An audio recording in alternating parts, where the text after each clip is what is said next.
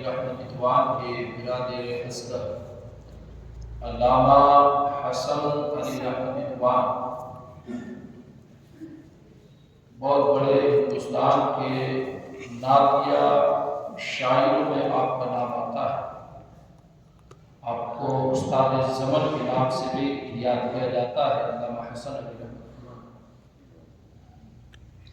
آقا علیہ الصلوۃ والسلام کی بارگاہ طیبہ میں بڑے اچھے انداز میں نعت مصطفیٰ صلی اللہ علیہ وسلم آپ نے کی، اور کچھ کلام علامہ حسن علی رحمت اللہ کے اتنے مشہور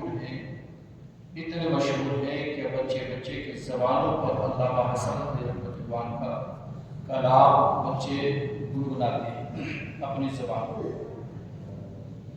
علامہ حسن علی رحمت اللہ نے سرکار سیدنا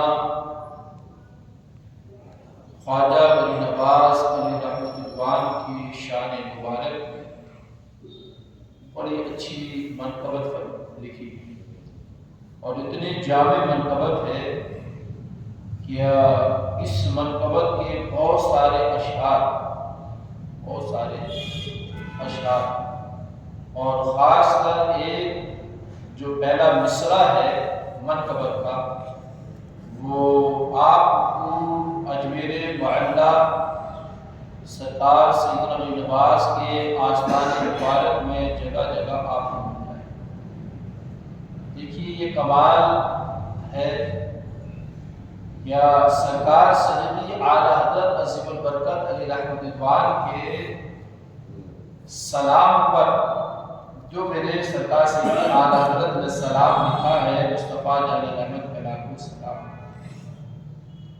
تو اجمیر معلیٰ کے تمام خداموں کو اس سلام سے بڑی الرجی ہے، اور جگہ جگہ بورڈ لگے ہوئے ہوں گے کہ بھائی آپ یہاں جب سلام پڑھ سکتے، اس علاوہ کوئی دوسرا سلام نہیں پڑھ سکتے۔ اور انہی کے بھائی کا لکھا ہوا یہ اشعار اجمیر معلیٰ سرکار سیدنا نواز کی درگاہ شریف کے بڑے بڑے گیٹوں کے اوپر اور دروازوں پر اور جگہ جگہ یہ مل جائے گا۔ کیا ہے جو علامہ حسن علی رحمت اللہ فرماتے ہیں؟ خواجہ ہند و دربار ہے اعلیٰ تیرا۔ کیا فرماتے ہیں؟ خواجہ ہند و دربار ہے اعلیٰ تیرا، کبھی محروم نہیں مانگنے والا تیرا۔ سبحان اللہ، محروم نہیں مانگنے والا تیرا۔ تو یہ اشعار اپنے بہت سارے جگہوں پر دیکھو، تو یہ دو بھی کوئی صوفی نہیں ہوئی بتائی۔ ایک طرف سے ان کے بھائی کے سلام سے الرجی ہے کہ یہ سلام آپ نہیں پڑھ سکتے، اگر آپ نے سلام پڑھ دیا تو وہ خطاب آپ کو مرحوم پڑے گا۔ اچھا، دوسری طرف اگر یہ منقبت پڑھا تو آپ کو کوئی کچھ نہیں کہے، یہ منقبت اگر پڑھی جائے گی تو آپ کو کوئی کچھ نہیں کہہ سکتا کہ آپ نے احمد رضا کے بھائی کی منقبت کیوں پڑھ دی، کوئی کچھ نہیں کہہ سکتا۔ اچھا، اسی جگہ پر سرکار سیدی اعلیٰ حضرت عظیم البرکت نے جو اپنے قصیدہ نور کے اندر لکھا ہے کہ تیری نسل پاک میں ہے بچہ بچہ نور کا، تو ہے عین نور تیرا سب خزانہ نور کا۔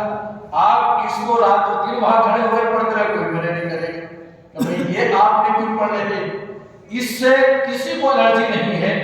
اور مصطفیٰ جان رحمت پہ لاکھوں سلام، شمع بز میں ہدایت پہ لاکھوں سلام، اگر پڑھ دیا تو فوراً ان کے چھلاکے لگنا شروع ہو جاتے ہیں۔ تو دوستو ہم یہ کہتے ہیں کہ ہمیشہ انسان کو ایک ہی رخ سے رہنا چاہیے کہ جب اگر سرکار سیدی اعلیٰ حضرت سے آپ کو الرجی ہے تو جب یہ کہا جائے کہ تیری نسل پاک میں ہے بچہ بچہ نور کا، تو ہے عین نور تیرا سب گھرانہ نور کا، تو وہاں بورڈ لکھ دیا جائے کہ یہ اشعار نہیں پڑھا جا سکتا ہے۔ جب سلام پر پابندی ہے تو اس اشعار پر بھی پابندی ہونی چاہیے۔ جب سلام پر پابندی ہے تو سرکار سیدنا امام احمد رضا کے بھائی کے اس کلام پر بھی پابندی ہونی چاہیے کہ خواجہ ہند کو دربار ہے اعلیٰ تیرا، خواجہ ہند کو دربار ہے اعلیٰ تیرا، کبھی محروم نہیں مانگنے والا تیرا۔ بھی محروم نہیں مگر اس پر پابندی نہیں ہے۔ اور دوستو دوسری بات یہ ہے کہ سرکار سیدی اعلی حضرت عظیم البرکت نے جو سلام لکھا ہے وہ اتنا عظیم سلام ہے، قسم خدا کی اتنا اعلیٰ سلام ہے کہ اردو کے اندر اس سے اعلیٰ سلام آج تک کسی نے نہیں لکھا، اس سے اعلیٰ سلام کسی نے نہیں لکھا۔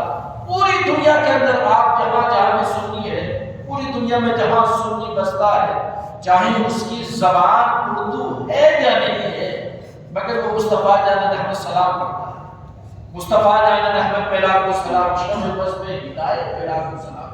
اس میں اگر اس کی چاشنی کو کرنا چاہے، ابھی میں نے خطبہ مسنونہ جب شروع کیا تو خطبہ مسنونہ کے بعد ہمیشہ میری عادت ہے کہ میں قصیدہ بردہ شریف کے کچھ اشعار پڑھتا ہوں۔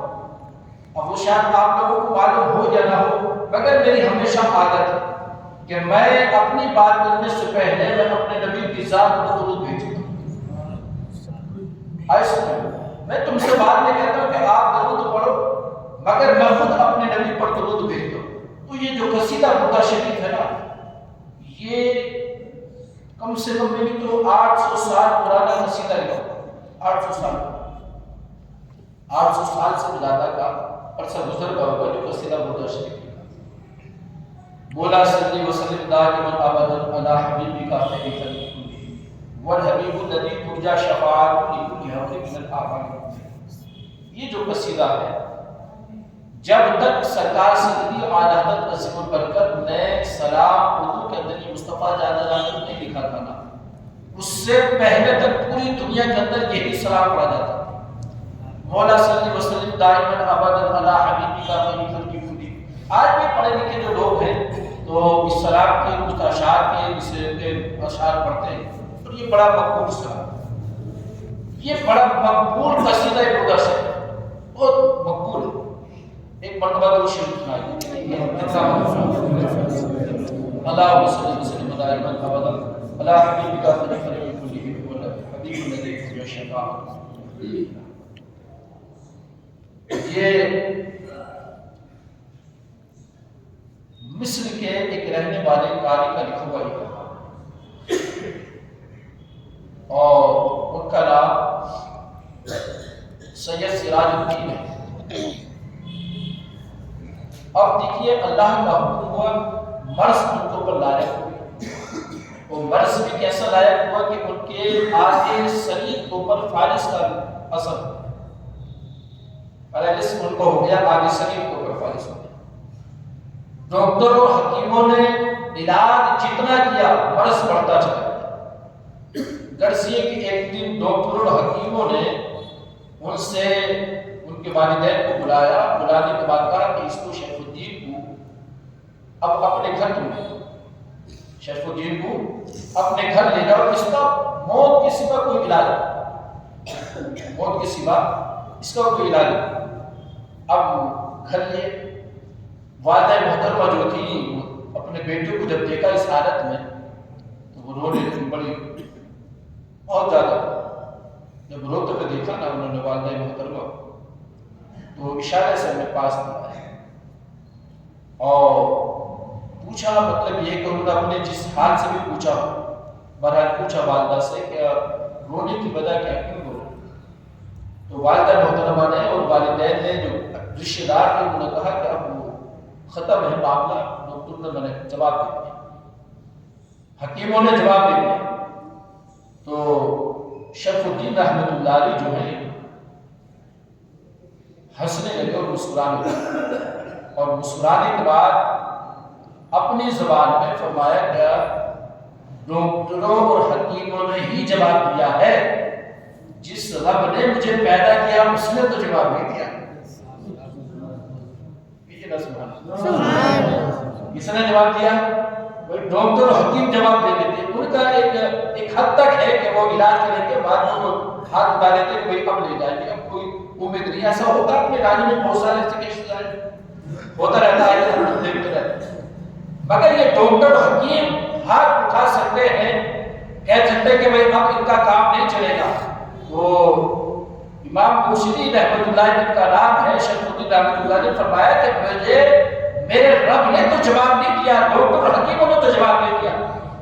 گھر سے کہ رات آئے، رات آنے کے بعد انہوں نے اشارے سے اپنی والدہ کو یا اپنے رشتہ داروں کو بلایا، وہ بلانے کے بعد انہوں نے کہا کہ میرا چہرہ جو ہے وہ مدینہ رسول کی طرف تھا۔ کہاں کے رہنے والے؟ مصر کے رہنے والے۔ میرا چہرہ مدینہ رسول کی طرف تھا، ان کا چہرہ مبارک جو پلنگ پہ جس میں لیٹے تھے وہ مدینہ رسول کی طرف کر گئے۔ سب گھر والے جو تھے وہ اپنے اپنے وقت پر سب سو گئے۔ اب یہ امام بوصیری جو ہیں، جو 12 سال تک بستر پہ لیٹے ہوئے ہیں، پڑے ہیں اور اپنا چہرہ جو مدینہ رسول کی طرف ہے، دن ہی دل میں انہوں نے کہا یا رسول اللہ کا تصویر، ساری زندگی آپ کی نام پہ لکھی ہے، یا رسول اللہ ساری زندگی آپ کی بات کری، اپنی بات کچھ نہیں کری، اپنی ذات کے بارے میں، اپنے باپ دادا کے بارے میں کچھ نہیں لکھا، جو بھی لکھا آقا آپ کو پر لکھا۔ اگر اسی کنڈیشن میں، اسی حالت میں موت آ گئی تو لوگ یہ کہیں گے دیکھو نبی کے عاشقوں کا حال یہ ہوتا ہے، اپنی تو کچھ نہیں ہے مگر لوگ ادھر انگلی اٹھائیں گے کہ عاشقوں کا حال یہ ہوتا۔ یا رسول اللہ کرم فرمائیے نا، ڈاکٹر نے علاج دیا، ڈاکٹر نے جواب دے دیا، حکیموں نے جواب دے دیا ہے، مگر یا رسول اللہ آپ تو شافی مبین ہیں، یا رسول اللہ رب نے آپ کو شفا دینے والا بنا کے بھیجا ہے، یا رسول اللہ آپ لوگوں کو شفا عطا فرماتے ہیں رب کے عطا سے، مجھ کو بھی شفا عطا فرما دیجیے۔ اور لیتے آپ نے قصیدہ پڑھنا شروع کیا۔ یہ جو قصیدہ بولا شریف مولا صلی وسلم دائم علیہ، ایک دو نہیں بلکہ 165 اشعار آپ نے پڑھے۔ سبحان اللہ، 165 اشعار آپ پڑھتے گئے اور پڑھتے نیند آئی۔ اب جب ظاہری آنکھیں بند ہوئی تو دل کی آنکھیں کھلی۔ ظاہری آنکھیں بند، دل کی آنکھیں روشن ہو گئی۔ کیا دیکھتے کہ اللہ کے حبیب صلی اللہ علیہ وسلم خواب میں تشریف لے آئے، کملی والے آقا تشریف لے کر آئے ہیں۔ اللہ اکبر، آقا علیہ الصلوۃ والسلام جلوہ گر ہے، آقا کے ساتھ ابو بکر بھی ہے، سیدنا عمر فاروق اعظم بھی ہے، عثمان غنی ہے، علی شیر خدا ہے۔ یہ نورانی قافلہ امام شرف الدین کے گھر میں روزے کا فروز ہو جاتا ہے۔ آقا تشریف لاتے ہیں، حضرت امام بوصیری فرماتے ہیں 12 سال سے میں اپنے قدموں پہ کھڑا نہ ہو سکا، میں اپنے قدموں پہ کھڑا نہیں ہو سکا۔ جب آقا تشریف لے کر آئے تو آتے کے ساتھ ہی پہلا جملہ جو آقا نے کہا نا، وہ یہ کہا شرف الدین کھڑے ہو جائے۔ کیا کہا؟ شرف الدین کھڑے ہو جائیے۔ کہا کہ اللہ کے رسول کا فرمانا تھا اور جواب آقا کے کانوں تک پہنچنا تھا، جو میں 12 سال میں ڈاکٹر اطباء کی دواؤں سے قدموں پہ نہ کھڑا ہو سکا۔ فرمانے مصطفیٰ سنتے کے ساتھ ہی کھڑا ہو جاتا ہوں، مصطفیٰ سنتے کے ساتھ ہی کھڑا ہو جاتا ہوں۔ اللہ کو اب کھڑا تو ہو گیا، آقا کی بارگاہ میں کھڑا ہوں۔ اللہ کے رسول صلی اللہ علیہ وسلم نے ارشاد فرمایا، شرف الدین ہماری شان میں قصیدہ تو پڑھو، ہماری شان میں قصیدہ تو پڑھو۔ تو عرض کا یا رسول اللہ بہت قصیدے لکھے، کون سا قصیدہ پڑھو؟ بہت قصیدے لکھے۔ رات کے اندھیروں میں ان جملوں پہ غور کرنا، رات کے اندھیروں میں جو ہم گناہ کرتے ہیں نا، رات کے اندھیروں میں بیٹھنے کے بعد اور دو پہ دو بیٹھ کر جو گناہ کرتے ہیں، دو پہ دو بیٹھ کر تو ہم گناہ کر رہے ہیں، اور یہ ہے کہ ہمیں کوئی دیکھ نہیں رہا ہے۔ میرے عزیزوں کہ ہمیں کوئی نہیں دیکھ رہا، بولیے نا یار، کون دیکھ رہا؟ اللہ دیکھ رہا۔ تو بتاؤ پھر ہم اللہ سے بڑے ہو گئے کہ وہ دیکھ بھی رہا ہے، یہ یقین کامل بھی ہے کہ میرا رب مجھ کو دیکھ رہا ہے، پھر بھی گناہ کر رہے ہیں۔ کل قیامت کے دن کیا ہوگا پتا ہے؟ جواب دے سکو کہ قیامت کے دن جب یہ یقین کامل ہے کہ اللہ دیکھ رہا ہے، اور اگر کوئی یہ کہہ دے کہ اللہ نہیں دیکھ رہا تو کافر ہو جائے گا۔ اگر کوئی یہ کہہ دے کہ بھئی اللہ مجھے گناہ کرتے ہوئے میں بدکاری کر رہا ہوں، جوا کھیل رہا ہوں، شراب پی رہا ہوں، زنا کر رہا ہوں، جو بھی میں کام کر رہا ہوں، یا سود لے رہا ہوں مجھے اللہ نہیں دیکھ رہا، اگر یہ اس کا یقین ہو جائے اور وہ کہہ دے کہ مجھ کا اللہ نہیں دیکھ رہا، بتائیے اللہ کہاں دیکھ رہا، تو وہ تو کافر ہو جائے گا۔ اور اگر یہ یقین کامل ہے کہ مجھ کو اللہ دیکھ رہا ہے تو بتاؤ پھر کتنا بڑا ہم گناہ کر رہے ہیں کہ ہمیں رب بھی دیکھ رہا پھر بھی ہم گناہ کریں۔ قیامت کے دن کیا جواب ہوگا؟ اللہ کے دوستو، امام بوصیری نے کہا یا رسول اللہ بہت سارے قصیدے لکھے ہیں، تو آقا نے کیا فرمایا پتہ؟ اللہ کے رسول فرماتے ہیں کہ نہیں شرف الدین وہ پڑھو جو ابھی تم پڑھ رہے تھے۔ بلند آواز سے اللہ کے رسول نے کیا فرمایا؟ شرف الدین وہ قصیدہ سناؤ جو ابھی ابھی پڑھ رہے تھے۔ تو پتہ یہ چلا جو کام ہم یہاں کرتے ہیں رانی کے اندر، وہ دکان میں کر رہے ہیں، مکان میں کر رہے ہیں، چوراہے پہ کر رہے ہیں، مسجد میں کر رہے ہیں، جہاں بھی کر رہے ہیں، جو کام ہم تم دوستوں کر رہے ہیں مصطفیٰ اس کو دیکھ رہے ہیں، مصطفیٰ اس کو دیکھ رہے ہیں۔ اس لیے تو میرے امام احمد رضا فاضل بریلوی ارشاد فرماتے ہیں فریاد امتی جو کرے حال سال میں، فریاد امتی جو کرے حال سال میں، ممکن نہیں کہ خیر بشر کو خبر نہ ہو، ممکن نہیں کہ خیر بشر کو خبر نہ ہو۔ ادھر پکارتا ہے امتی ادھر خبر ہو جاتی ہے، ادھر خبر پہنچ جاتی ہے۔ تو آقا نے فرمایا شرف الدین وہ پڑھو جو ابھی ابھی پڑھ رہے تھے۔ تو امام بوصیری نے پڑھنا شروع کر دیا، امام بوصیری نے پڑھنا شروع کر دیا، اب پڑھ رہے ہیں۔ اب پڑھتے پڑھتے جب ختم ہوا نا قصیدہ، تو یہ جو سننے کے بعد ہمیں لطف آتا نا، نعت سنیں یا ہم قوالی سنیں تو قوالی کو تو بڑا لطف آتا۔ میرے ایک دوست نے مجھے ایک کلپ بھیجی تھی، دیکھنے کے بعد میں نے کہا تھا انشاءاللہ میں جمعے میں ضرور اس کا بولوں گا، شاید کسی کا ضمیر جاگ جائے۔ جب قوالی سنتے ہوتے تو نہیں معلوم اللہ بہتر جانے ہماری جیبوں میں کہاں سے پیسے آتے اور ہم یوں یوں کر کے اچھالنا شروع کر دیتے۔ نہیں ہے، نہیں ہے، بولیے بولو تو صحیح یار، یہ حقیقت ہے نہیں ہے۔ اب ایمانداری سے بتاؤ کہ قوالی سننے کے بعد تو یوں یوں پیسے اچھالنا شروع کر دیے، تمہارے مسجد کا لانی کا امام اللہ اور اس کے رسول کا فرمان سناتا تو پھر جوش کیوں نہیں آتا یار؟ وہی بات تو امام سنا رہا ہے جو قوالی سنا رہا ہے، صرف اتنا ہے کہ وہ ناچ رہا ہے، تمہارا امام ناچ نہیں رہا، کیونکہ اللہ اور اس کے رسول کا جو حکم ہے وہ تم کو سنا رہا ہے۔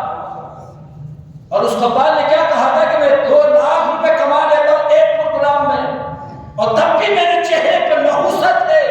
ہم اپنے امام کو 6,000 12,000 دیتے ہیں، مگر ان کے چہرے نور جیسے چمک رہے ہوتے ہیں، ان کے چہرے نور جیسے چمک رہے ہوتے ہیں۔ تو دوستو اگر تم چاہتے ہو، آج ساری دنیا جو ہے، ساری دنیا میں کہہ رہا ہوں، میدان رضا کی ان جملوں کو یاد رکھنا، ساری دنیا جو ہے اپنی مستی میں لگ گئی ہے، دنیا کمانے میں لگ گئے ہیں۔ صبح تم اٹھتے ہو اور اٹھتے کے ساتھ ہی کام پر مشین کی طرح فرق ہو رہا، مشین کی طرح چلے تو دنیا آ جائے، پیسہ آ جائے، پیسہ آ جائے، صبح سے شام تک ہم یہی کر رہے ہیں۔ بتاؤ دین کی باتیں ہمیں کون پوچھا رہا؟ بولو تو صحیح ہے، کون پوچھا رہا دین کی باتیں؟ اگر یہ امام بھی دنیا کمانے میں لگ جائیں گے تو قسم خدا کی دین ہم سے جدا ہو جائے گا، دین ہم سے جدا ہو جائے گا۔ تو خدا را انہیں دنیا کمانے سے بہتر ہے کہ دنیا کی طرف نہ مائل ہو، ہم خود ان کی ایسے مدد کرنا شروع کر دیں تاکہ یہ اس طرف دنیا کی طرف نہ دیکھے، جو ان کی ضروریات ہے ہم خود بخود پوری کر دیں۔ اگر ہم یہ ٹارگیٹ بنا لیں گے تو قسم خدا کی کوئی امام پریشان حال نہیں رہ سکتا ہے۔ ہر امام یار 12,000 15,000 ہم تنخواہ دیتے، آپ اتنے سارے لوگ جمعے کے دن آتے، اگر ہم ٹارگیٹ بنا لیں، میں روزانہ کے 50 روپے کے گٹکے کھاتا ہوں یار، میں 50 روپے کا پان کھاتا ہوں، میں 100 روپے کا روزانہ کا خرچ یہ کر دیتا ہوں، آج یہ نہیں کروں گا، آج میں یار 100 روپے کا امام سے مسافہ کروں گا، نہیں کر سکتے ہیں۔ امام کی مدد کرتے تو دیکھو اللہ وہاں سے دے گا جہاں سے وہم و گمان نہیں ہو۔ یہ دین کے ستون ہیں، یہ دین کے سپرد ہیں تمہارے، تمہیں اللہ اس رسول کا فرمان پہنچا رہے ہیں، تم ان کی مدد کرو گے اللہ تمہاری مدد کرے گا، تم ان کی مدد کرو گے اللہ تمہاری مدد کرے گا۔ کرے گا. تم ان کی مدد کرو گے گویا تم دین کی مدد کر رہے ہو. اور آقا ارشاد فرماتے ہیں جو دین کی مدد کرتا ہے اللہ اس کو بلا حساب رزق عطا فرماتا ہے. بلا حساب رزق عطا فرماتا ہے. اور حدیث مصطفیٰ ہے، یہ میری بات نہیں تمہارے نبی کی بات ہے. آقا ارشاد فرماتے ہیں کہ جس نے عالم با عمل سے، بھائی بیٹھے یار سنو تو کتنی ٹائم دے گی، بیٹھو تم سامنے کھڑے ہو جاتے. تمہیں کتنی مرتبہ سمجھایا. اللہ کے رسول صلی اللہ علیہ وسلم نے فرمایا جو عالم با عمل سے مسافہ کرتا ہے، کیا فرمایا؟ جو عامل با عمل سے مسافہ کرتا ہے گویا اس نے مجھ سے مسافہ کیا. اس نے کس سے مسافہ کیا ہے؟ اس نے آقا فرمایا کہ اس نے مجھ سے مسافہ کیا. اور جس نے مجھ سے دنیا میں مسافہ کیا ہے کل قیامت کے دن کوئی مجھ سے مسافہ کرے گا اور میں اس کے ساتھ اس کو اپنے ساتھ جنت میں لے کر جاؤں گا. عالموں سے محبت کرو، قوالوں سے محبت کرتے ہیں، ہزار ہزار دو دو ہزار ایک ایک قوالی میں اٹھا دیتے ہیں اور جس کا ہمیں کوئی اجر و ثواب نہیں ملنے والا ہے. امام کی اگر ہم نے 10 روپے سے بھی مدد کریں گے تو قسم خدا کہ اس کا اجر و ثواب ہمیں ضرور ملے گا، اس کا اجر و ثواب ہمیں ضرور ملے گا. تو ہم اپنے چاہیے کہ اماموں کی مدد کریں. اللہ کے رسول صلی اللہ علیہ وسلم نے بھی فرمایا تھا بوسری اے شرف الدین تو نے میرے نعت لکھی ہے، میری شان میں قصیدہ لکھا ہے، بتا کیا تجھ کو چاہیے، بتا کیا تجھ کو چاہیے. تو عرض کرتے یا رسول اللہ شفا عطا فرما. دور سے بولیے پتہ یہ چلا کہ نبی شفا بھی دیتے ہیں. یہ عقیدہ آج کا نہیں، 800 سال پرانے بزرگوں کا عقیدہ ہے. 800 سال پرانے بزرگوں کا عقیدہ یہی تھا کہ نبی شفا بھی دیتے. اور خالی بزرگوں کا عقیدہ نہیں، صحابہ کا خود یہ عقیدہ ہے کہ اللہ کے رسول شفا بھی دیتے ہیں، وہ شافی بھی ہیں، شفا دینے والے بھی ہیں. اللہ کو کہا یا رسول اللہ شفا عطا فرما دیجیے. آقا نے فرمایا کہ ہم تو یہ چاہتے تھے کہ تم نے ہماری شان میں قصیدہ پڑھا ہے، ہم اپنی مجمل والی چادر تم کو عطا کریں. بلند آواز سے ہم اپنی مجمل والی چادر تم کو عطا کرتے. تو عرض کیا قصید مطلب یہ ہے کہ شفا لینی ہے یا چادر لینی ہے. عرض کیا یا رسول اللہ علیہ کا تصویر شفا میرے مانگنے پر عطا کر دیجیے. یا رسول اللہ شفا میری طلب سے میرے مانگنے پر عطا کر دیجئے اور چادر اپنی طرف سے عطا کر دیجئے. چادر اپنی طرف سے عطا کر دیجئے. اللہ کے رسول صلی اللہ علیہ وسلم مسکراتے ہیں اور مسکرانے کے بعد اللہ کے حبیب نے شرف الدین کے ہاتھ سے جسم پر جہاں پر فالش کا اثر تھا ہاتھ پھیرا، فرماتے کہ فوراً مرض دور ہو جاتا ہے. اللہ کے رسول صلی اللہ علیہ وسلم نے فرمایا کہ لو یہ چادر ہم تم کو عطا کر دیں، یہ چادر عطا کر لیں. اس لیے قصیدہ کیا کہتے ہیں اس کو؟ قصیدہ بردہ شریف. بردہ جو ہے عربی، بردہ جو ہے عربی کے اندر مطلب یہ ہے کہ بردہ جو ہے چادر کو کہتے ہیں، اس لیے وہ چادر والا قصیدہ ہے. قصیدہ بردہ شریف یعنی اللہ نے سننے کے بعد امام بوصیری کو چادر عطا فرمائی تھی. اللہ کو بڑا چادر عطا فرما دی، شفا بھی عطا فرما دی. آقا چلے گئے. اب فرماتے ہیں کہ جب میں جیسی مسجد کے اذان ہوئی نا صبح، میں تو سویا ہوا تھا، جیسی مسجد کے اذان ہوئی آنکھ کھلی گئی. آنکھ کھلی جب میں نے اپنے جسم کو ہلا تو جسم ہلا، جسم ہلا تھا. میں نے سوچا کہ شاید اللہ کے رسول جو آئے تھے واقعی میں اللہ کے رسول مجھے شفا دے گئے، مجھ کو شفا عطا فرما کے دے. پھر خیال آیا کہ اللہ کے رسول کی حدیث ہے کہ جس نے خواب میں مجھے دیکھا اس نے مجھے ہی دیکھا، کیونکہ شیطان میری صورت اختیار نہیں کر سکتا. شیطان سب کی صورتوں میں آ سکتا ہے، کسی پیر فقیر کی صورت میں شیطان آ سکتا ہے، مگر اللہ نے شیطان کو یہ طاقت نہیں دی ہے کہ وہ نبی آخر الزمان کی صورت اختیار کر سکے. اللہ پر آقا کی صورت نبی شیطان اختیار نہیں کر سکتا. فرماتے ہیں کہ میں نے جب اٹھا تو دیکھا جسم کو صحیح سلامت. پھر خیال آیا کہ نبی خواب میں چادر دے کے گئے تھے، دیکھو تو چادر ہے. کہا کہ جب میں نے اپنا تکیہ ہٹا کے دیکھا تو چادر تکیے کے نیچے موجود تھی. چادر تکیے کے نیچے موجود تھی. اللہ کو فرماتی تو چادر کو میں نے چوبا اپنے سر پر رکھا اور سر پر رکھنے کے بعد جیسے اذان ہو چکی تھی مسجد میں محلے کی نماز پڑھنے کے لیے گیا. محلے کی نماز مسجد میں نماز پڑھنے کے لیے گیا. نماز پڑھی. جب نماز پڑھنے کھڑا ہوا تو لوگ حیران و پریشان ہو کے مجھے دیکھنے لگے کہ یہ وہی شرف الدین ہے کہ کل تو چل نہیں سکتا، محلے والے اس کے ماں باپ سب کہہ رہے جب انتقال کر جائے گا اور یہ تو نماز کو آ گیا ہے نماز پڑھنے کے لیے. نماز پڑھنا پہلی سنت۔ جب نماز پڑھ کر فارغ ہوئے اور نماز پڑھنے کے بعد جب مسجد سے نکلے نا تو اس وقت ایک ولی کامل، اللہ کے ولی کامل حضرت ابو بکر رحمۃ اللہ علیہ راستے میں مل گئے، اور راستے میں ملنے کے بعد آگے بڑھے، اور آگے بڑھنے کے بعد کان میں کہا کہ شرف الدین وہ رات والا قصیدہ ہمیں بھی سنا دو نا، رات والا قصیدہ ہمیں بھی سنا دو نا۔ اللہ پر آپ حیران و پریشانی کے خواب کسی نے بیان نہیں کیا، میں جانتا ہوں یہ جو خواب میں تشریف لائے تھے وہ جانتے ہیں۔ کہا کہ حضور آپ کو کیسے معلوم ہے کہ یہ جو کاندھے پہ چادر پڑی ہے یہ آقا نہیں تو عطا فرمائی ہے، نہیں تو عطا فرمائی ہے۔ اللہ پر فرمائے کہ وہ قصیدہ مجھے سنا دو۔ فرمایا حضور آپ کو کیسے پتہ چلا کہ جس محفل میں تم قصیدہ سنا رہے تھے اور اللہ کے رسول کی جلوہ فراز تھے، صحابہ بیٹھے تھے اور یہ اللہ کی محفل لگی تھی، ایک کونے میں بھی بیٹھ کے سن رہا تھا۔ یہ ہے اللہ کے ولیوں کی شان، اللہ کے ولیوں کا مقام یہ ہے کہ جو خواب شرف الدین نے خواب میں سوتے میں دیکھا تھا، اللہ کے ولی نے جاگتے اس کو دیکھا۔ اللہ اکبر۔ غرض یہ اس چادر کا قصہ بڑا لمبا طویل قصہ ہے، پھر کبھی موقع ملا تو میں آپ تک پہنچانے کی کوشش کروں گا۔